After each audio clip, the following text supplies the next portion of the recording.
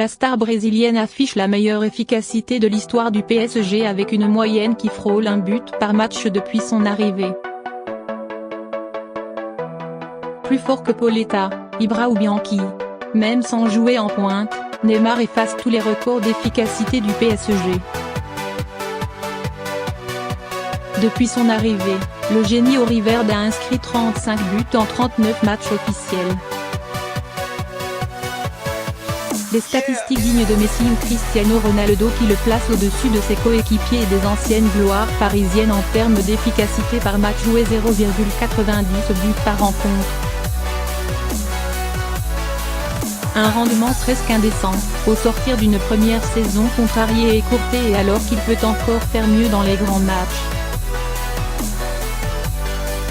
Notamment ceux de Ligue des Champions dans lesquels ses dirigeants attendent maintenant qu'il imprime sa marque. A commencer par Belgrade ce mercredi au Parc. La rencontre de samedi à Nice, 0-3, est une parfaite illustration du phénomène Neymar. Discret en première période, dans un rôle décroché et sans réelle influence sur le jeu, l'international brésilien avait pourtant déjà marqué à la pause, d'un plat du pied enroulé chirurgical.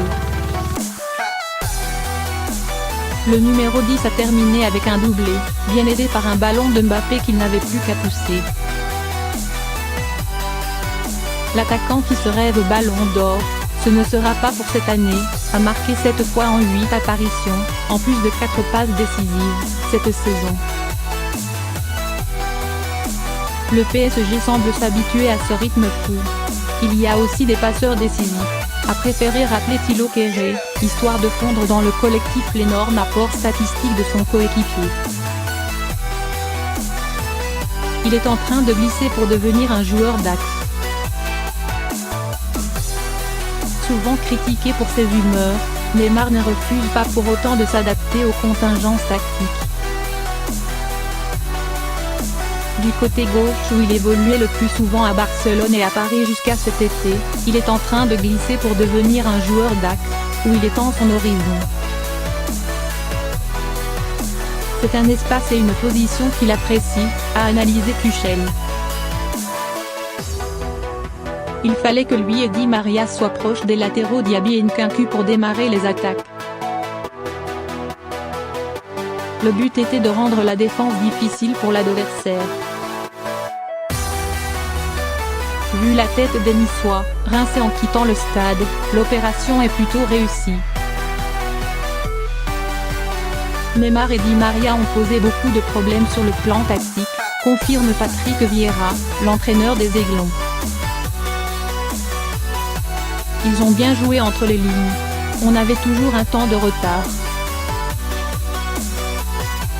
A supporté a une nouvelle fois voulu emporter son maillot.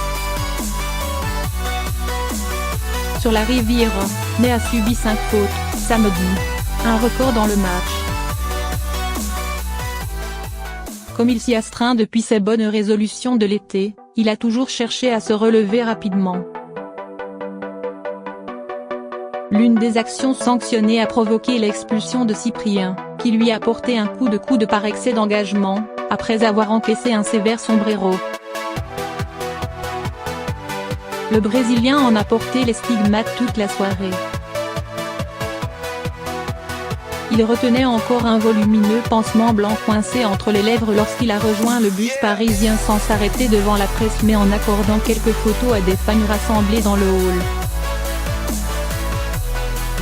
Une bonne heure plus tôt, une groupie avec un maillot du Brésil avait supplié un vigile de récupérer un autre pansement, abandonné sur la pelouse, tel une relique. Comme Jésus-Christ, dont un supporter parisien portait le flocage sur son maillot en arrivant au stade, Neymar laisse ses adeptes venir à lui. De même qu'Annie Meren, un jeune fan s'est encore jeté sur la pelouse au coup de sifflet final, pour guetter un geste, un regard, un maillot. Le numéro 10, toujours accueillant en ces circonstances, s'apprêtait à répondre à ses attentes lorsque le gamin a été saisi manu militari par 3 molosses du service d'ordre.